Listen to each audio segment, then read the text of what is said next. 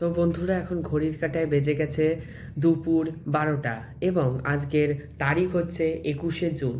তো দেখতেই পাচ্ছেন আমরা বিশ্ব বাংলা গেটের তলা দিয়ে একটা মেলার উদ্দেশ্যে রওনা দিয়েছি এবং এখানে কতটা জল জমে গেছে যে মানুষজন গাড়ি সব কিছুকেই কেমন করে যেতে হচ্ছে। তো আজকে সকাল থেকেই বেশ বৃষ্টি ছিল, কিন্তু বৃষ্টি ছেড়ে যাওয়ায় আমরা গাড়ি করে গেছি।